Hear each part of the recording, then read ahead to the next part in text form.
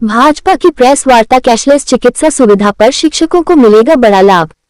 Bulandshahr. Bharatiya Janata party जिला कार्यालय बुलंदशहर में प्रदेश के बेसिक एवं माध्यमिक शिक्षा विभाग के मान्यता प्राप्त विद्यालयों में कार्यरत शिक्षकों, शिक्षा मित्रों, अनुदेशकों, विशेष शिक्षक, CWSN तथा अन्य शिक्षाकर्मियों एवं उनके आश्रित परिवारजनों को मुख्यमंत्री योगी आदित्यनाथ द्वारा प्रदान की गई कैशलेस चिकित्सा सुविधा के संबंध में एक प्रेस वार्ता आयोजित की गई। प्रेस वार्ता को संबोधित करते हुए शिक्षक MLC एवं मुख्य अतिथि श्रीचंद शर्मा ने कहा कि यह योजना शिक्षकों के सम्मान, सुरक्षा और स्वास्थ्य की दिशा में ऐतिहासिक कदम है। उन्होंने बताया कि बेसिक एवं माध्यमिक शिक्षा विभाग से जुड़े कार्मिकों और उनके आश्रित परिवारों को कैशलेस चिकित्सा सुविधा उपलब्ध कराई जाएगी। प्रति कार्मिक 3,000 रुपये वार्षिक प्रीमियम के आधार पर लगभग 15 लाख लाभार्थियों के लिए करीब 400 करोड़ रुपये का वार्षिक व्यय प्रदेश सरकार द्वारा वहन किया जाएगा। उन्होंने कहा कि योजना का क्रियान्वयन state agency for comprehensive health and integrated services SACHIS के माध्यम से किया जाएगा। ये सुविधा राजकीय अस्पतालों तथा साचिस से संबद्ध निजी अस्पतालों में उपलब्ध होगी, जहां उपचार की दरें प्रधानमंत्री आयुष्मान भारत जन आरोग्य योजना और राष्ट्रीय स्वास्थ्य प्राधिकरण द्वारा निर्धारित दरों के अनुसार होंगी। इससे शिक्षक बिना आर्थिक चिंता के बेहतर चिकित्सा सुविधाओं का लाभ उठा सकेंगे। जिला अध्यक्ष विकास चौहान ने कहा कि भाजपा सरकार हर वर्ग के कल्याण के लिए प्रतिबद्ध है और शिक्षक राष्ट्र निर्माण की रीढ़ हैं। उनके स्वास्थ्य की सुरक्षा सरकार की प्राथमिकता है। उन्होंने कहा कि कैशलेस चिकित्सा सुविधा से शिक्षकों को बड़ा संबल मिलेगा और उनका मनोबल बढ़ेगा। मौके पर जानकारी देते हुए श्री चंद्र शर्मा MLC, हमारे संवाददाता प्रदीप पंडित बुलंदशहर से। अभी वर्तमान में तो नहीं, पर कुछ पहले ADD कॉलेज के नगर में खोल रहा है दूसरा कैंपस, तो माना जाएगा। वो ये नहीं है उसमें बाध्यता के जिले के अंदर ही होना चाहिए। एक प्रश्न था, जो उससे लाभान्वित होने वाले हैं उन तक वो विषय जाए, इसके नाते आपके सामने आज आने और बैठने का निर्णय लिया गया।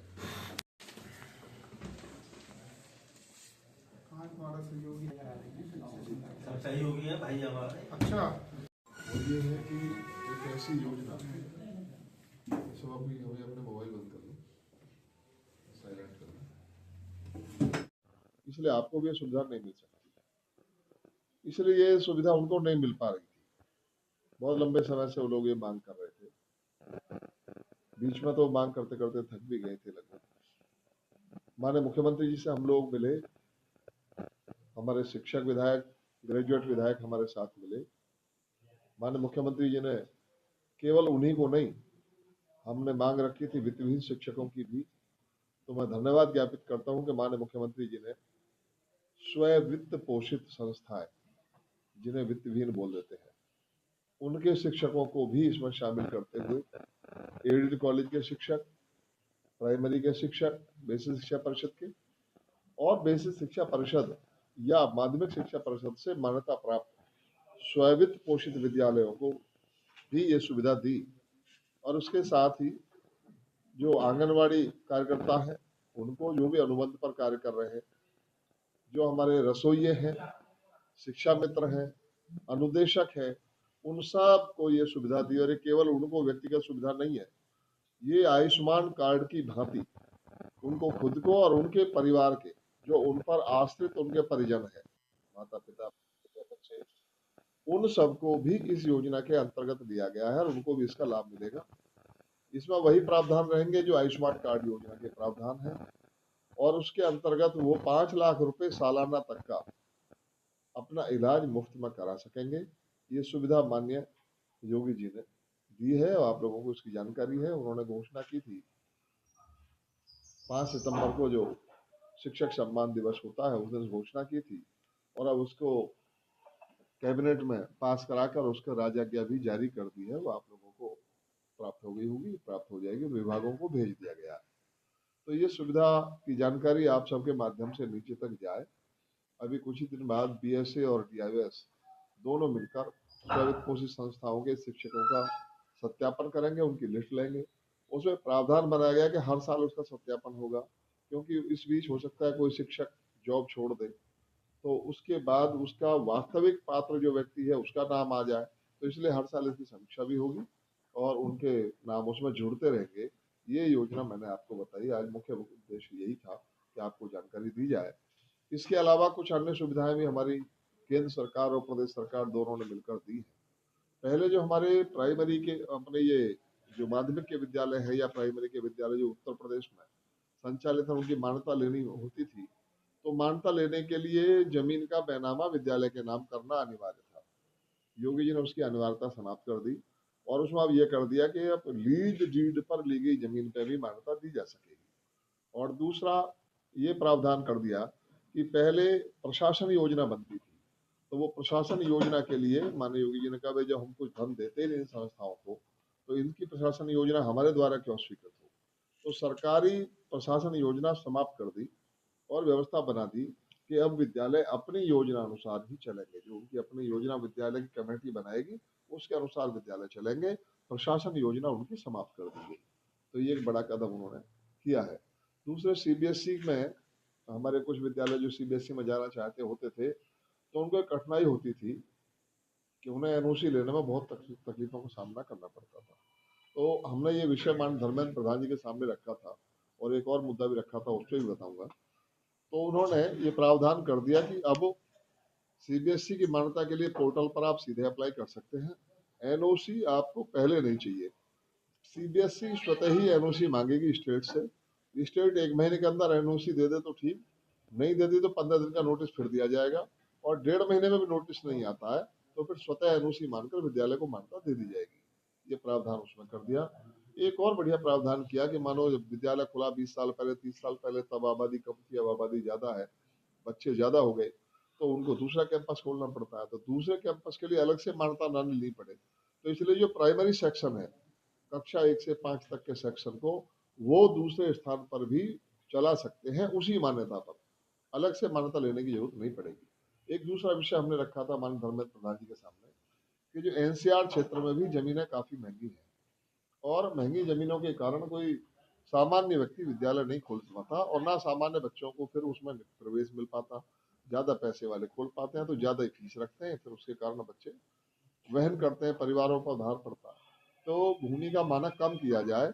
जिस प्रकार दिल्ली में 1600 मीटर में भी हाई स्कूल तक की मान्यता सीबीएसई दे देता है, तो उसी प्रकार एनसीआर में भी ये सुविधा दी जाए। तो आपने अभी कुछ दिन पहले पढ़ा होगा, तो वो सुविधा भी हमारी सरकार ने दे दी है।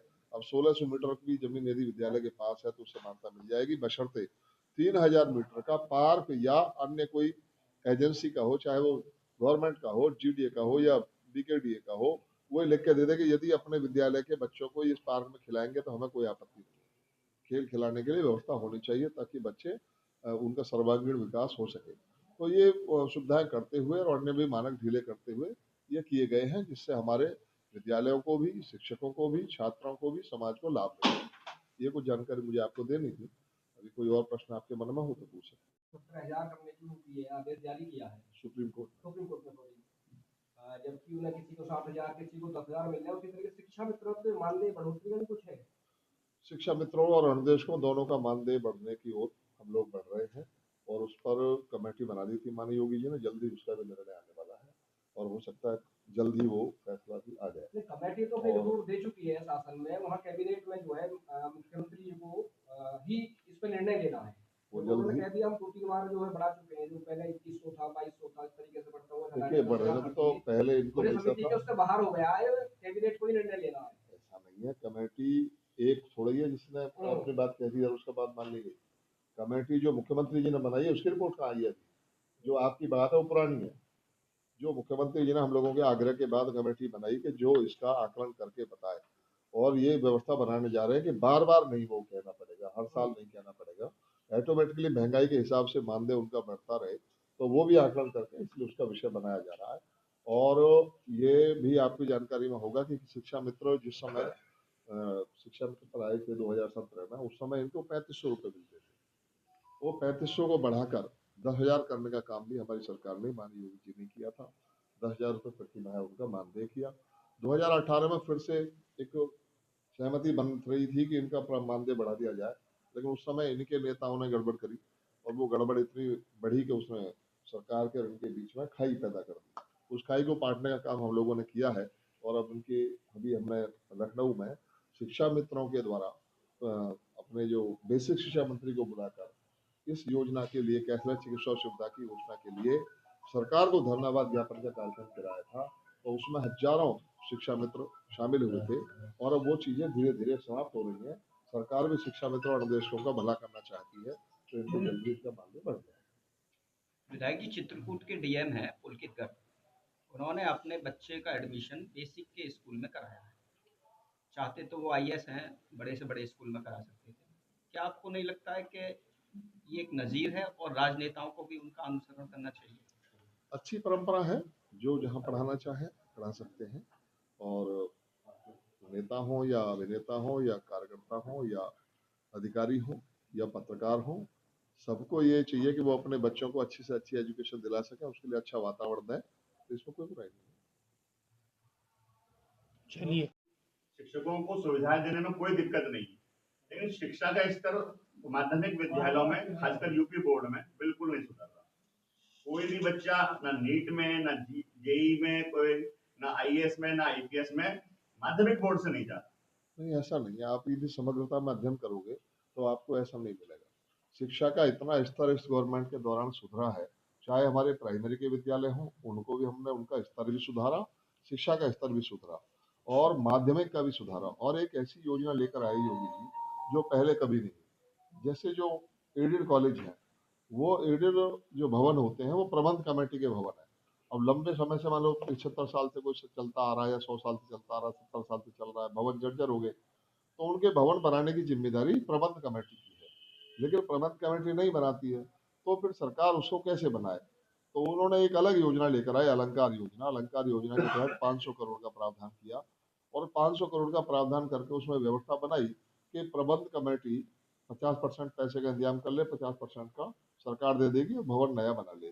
जब देखा कि 50% भी नहीं कर पा रहे हैं तो सुविधा दी कि आप 25% आप कर लीजिए, मैनेजमेंट 25% पैसे का प्रबंध कर ले, 75% सरकार दे देगी, और वो 25% में भी ये सुविधा दे दी कि आप चाहो तो विधायक निधि, सांसद निधि से भी ले सकते हो। उनके दिए हुए प्रस्ताव भी आपके प्रबंध कमेटी के ही माने जाएंगे कि यदि विधायक लिख के देते हैं कि इनका प्रोजेक्ट अलंकार योजना में स्वीकृत हो जाता है तो इतने रुपए मेरी निधि से ले लिए जाए, या सांसद लिख कर देते हैं तो वो उन्हीं को प्रबंध कमेटी की निधि मानी जाएगी। तो भवनों का सुधार हुआ है, टॉयलेट्स बने हैं सब विद्यालयों में, सब विद्यालयों में योग्य शिक्षक भर्ती किए गए।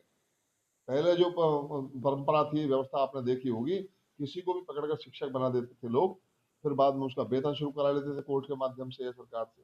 अब वो व्यवस्था समाप्त करते हुए चयन आयोग के द्वारा योग्यतम शिक्षकों का चयन किया गया है। इससे शिक्षा का स्तर तो सुधरना है ही है। तो इसलिए आप यदि समग्रता में अध्ययन करेंगे तो 10 साल पहले का स्तर देखिए और आपका स्तर आप देखिए, आकलन करिए, नेट पर सब चीजें उपलब्ध है कि कितने बच्चे कितने प्रतिशत में पास हो रहे हैं, कितने परसेंटेज उनकी मिल रही है। तो ये बहुत अच्छा स्तर हो रहा है। विधायक सांसद जब दौरा कर रहे हैं माध्यमिक विद्यालयों का और बच्चों से पूछ रहे हैं कि 10वीं के बच्चों से 9वीं का पहाड़ा पूछ रहे हैं, वो नहीं बताया जा रहा, और बच्चों के एग्जामिनेशन पेपर में 100 के नोट या 50 के नोट निकल रहे हैं कि हमें पास कर देना। ऐसे उदाहरण कितने हैं? 2-3 तो है ही। फिर लाखों करोड़ों में एक निकल गया तो आप उसकी चर्चा करोगे? बताओ आप। नहीं, सरकार भाई यदि मेहनत कर 55 रही लाख है। 55 लाख बच्चों ने एग्जाम दिया बोर्ड का और 55 लाख में से मान लो 5 निकल आए, 10 निकल आए, तो आप समग्रता पर प्रश्न उठा दोगे? तो बताओ उनकी आप। जिम्मेदारी नहीं अरे है सर। इक्का दुक्का तो समाज में भी लोग अपराध करते हैं, उनके खिलाफ कार्रवाई नहीं होती क्या?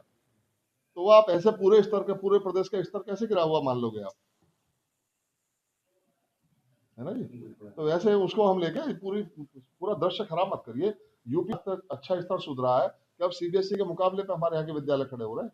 मैं अनेक विद्यालय आपको ऐसे बता सकता हूँ जहाँ पर लोग सीबीएसई में जाना नहीं चाहते, बोले नहीं हम तो यूपी बोर्ड में रहेंगे। अनेक विद्यालय ऐसे हैं जो सीबीएसई बोर्ड से बेहतर रिजल्ट दे रहे हैं। तो इसलिए अपने बोर्ड की बदनामी मत करो। शिक्षकों की कमी तो है ही सर। जो जहाँ कमियां उनका चयन किया जा रहा, 1.5 लाख से ज्यादा हमने प्राथमिक शिक्षकों का चयन किया है, 35,000 से ज्यादा माध्यमिक शिक्षकों का चयन किया है और 7,000 से ज्यादा राजकीय शिक्षकों का चयन किया है, और सब योग्यता के आधार पर। मैं आप सबके सामने कह रहा हूँ, एक कोई शिक्षक का चयन ऐसा बता दो जो भाई भतीजावाद पर हुआ हो या कुछ लेन देन करके हुआ हो। स्वच्छता के आधार पर बिल्कुल जो योग्यता रखते थे, जो डिजर्व करते थे, वही शिक्षक चयनित हुए। और वो इसलिए जरूरी है मानक का पालन करना कि शिक्षक राष्ट्र का निर्माता है। शिक्षक खुद ही कुछ ना जानता होगा तो बच्चों को क्या पढ़ाएगा? तो इसलिए योग्यतम शिक्षक होंगे तभी हमारे प्रदेश का वातावरण सुधरेगा और हमारे आने वाले कल के बच्चे एजुकेट होंगे। तो इसलिए उस पर ध्यान रखा गया है। परिषद की शिक्षा वास्तव में सुधार हुआ है स्तर में, जो शैक्षिक स्तर है, लेकिन यहाँ एक कमी है। जितने भी पूरे प्रदेश भर में नगर क्षेत्र के विद्यालय हैं, वहाँ शिक्षकों का भारी अभाव है। नहीं ऐसा नगर नहीं है। क्षेत्र पूरे प्रदेश भर में, कोई सा भी प्रदेश का जिला उठा लीजिए आप, नगर क्षेत्र का किसी भी सिटी का, सब में शिक्षक नगण्य है, बहुत कम है। यदि कहीं आपको ऐसा उनके अध्याचार मंगा लिए गए हैं, चयन आयोग काम कर रहा है, यदि कहीं लग रहा है कि वहाँ कमियां हैं तो कमियां दूर की जाएगी। और उनके लिए आपको लगता है कि वे वैकेंसी है, लेकिन वैकेंसी के सापेक्ष यदि आप शिक्षा मित्र और अनुदेशक जोड़ोगे सिर्फ तो शिक्षक 2 लाख की के बात करीब कर रहे बैठ जाते हैं। हैं, शिक्षक की बात कर तो रहे हैं। वो उतने पदों से ज्यादा तो उनका चयन है। और इसीलिए कि गुणवत्तापूर्ण शिक्षा मिल सके, इसीलिए ये किया कि कुछ विद्यालय ऐसे थे कि जो 2 बच्चों पे चल रहा, 5 बच्चों पे चल रहा, एक शिक्षक है वो, तो उनकी बजाय जहाँ मान लो 20 बच्चे दूसरे में पढ़ रहे हैं, तो उन सबको एक साथ करते हुए कि 50 बच्चे कम से कम हो, ऐसे उनको क्लब करके वहाँ 2-3 अध्यापक, 4 अध्यापक जरूर हो, फिर शिक्षा मित्र और अनुदेशक मिलकर उनकी शिक्षा का स्तर सुधरे, उसके लिए प्रयास अच्छा, करें। बेसिक में बहुत बड़ा अंतर है। मान लीजिए किसी विद्यालय में बच्चे 50 हैं, शिक्षक वहाँ जो है 7 है, जो कि रेशो से बहुत ज्यादा है। प्राथमिक में जाएंगे हम 30-1 का रेशो है, जूनियर में जाएंगे 35-1 का रेशो है, 35 बच्चों पे 1 शिक्षक। और एक विद्यालय ऐसा है जहाँ 150 बच्चे हैं और वहाँ 2 शिक्षक हैं। संगति है। ये अभी जो है, हालांकि स्तर में बहुत तेजी से सुधार हुआ है, लेकिन सबसे बड़ी विसंगति वो यही है, नगर क्षेत्र के जितने परिषद के विद्यालय हैं, सारे शिक्षकों की कमी से दूर हैं। ऐसा कोई नहीं, परिणाम वो ध्यान में आएगा तो उसको परिषद के समाधान विषय कराएंगे। वो जो उसके अपने शहरी क्षेत्र में हाँ, विद्यालय है, शहरी क्षेत्र वाले गांव जो ग्रामीण क्षेत्र के विद्यालय से शहरी क्षेत्र में नहीं ला नहीं, सकते, उन्हें नहीं ला सकते। नहीं ला उनका सकते। कैडर उनको लागू ज्यादा करना है। पड़ेगा। इसीलिए इसीलिए जो बात कर रहे हो आप, हाँ। किसी स्कूल का ये हो सकता है कि बच्चे ज्यादा हैं, अध्यापक कम है, नहीं, ये तो या ग्रामीण अध्यापक क्षेत्र ज्यादा है, में बच्चे कम है, तो आप उसकी ऐसा इनके सबके चयन अनुमान सबके आगे हैं। जहाँ जहाँ आवश्यकता है, चयन आयोग अब फॉर्म में आ गया है और उनका चयन करेंगे, जहाँ आवश्यकता उनकी भर्ती की जाएगी। हाँ, वो ये जल्दी उसका भी एक होगा। रेशो के हिसाब से, जहाँ छात्र वो है। शिक्षक अनुपात के हिसाब से जो है, अभी आप नगर देखो, जिला अभी के तो स्तर में बहुत जो सारी है, चीजें ठीक और होने वाली हैं। अच्छे हमारे जो सुधार शिक्षा मित्र हैं, शिक्षा मित्र परेशान रहते थे। सपा के समय में उनको नियमावली का पालन किए बिना उनको शिक्षक बनाने का काम किया गया था, जो बाद में बीएड और बीटीसी वाले छात्र सुप्रीम कोर्ट गए थे, वहां जाकर इनकी नियुक्ति रद्द हो गई। तो नियुक्तियां रद्द हो जाने के कारण भी, चूंकि जहां जहां इनको पोस्ट कर दिया गया था, ये अभी तक बेचारे वही चले आ रहे थे। मान लो किसी शिक्षा मित्र का चयन हुआ बुलंदशहर में और उसको सहायक अध्यापक बनाकर सपा के समय में पोस्ट कर दिया गया शाना, तो बेचारा वहीं जा रहा था पढ़ाने अभी तक। तो वो हमने उठाया विषय और शिक्षा मित्रों के स्थानांतरण की सुविधा उनको दिलवाई कि एक बार वो जहाँ चाहे, जहाँ अभी है वहाँ रहना चाहे तो वहाँ का कर देते हैं, या जहाँ जाना चाहते हैं, जहाँ सृजन हुआ है वहाँ, यदि वहाँ पर पद रिक्त है तो इनको वहाँ पर स्थानांतरित कर दिया जाएगा। उसका आकलन करा लिया गया है। एक पॉलिसी ये इनके लागू कर दी इनके लिए। और दूसरा इनके लिए ये कर दिया कि कैशलेस चिकित्सा सुविधा दे दी, जो अनुदेशक भी और शिक्षा मित्र भी दोनों को उसका लाभ मिलेगा। तो ये लोग भी मन से अपना जैसे पढ़ाते ही हैं और ज्यादा शिक्षा के स्तर को सुधारने में सहयोग करेंगे। अच्छा, जैसा कि हाईकोर्ट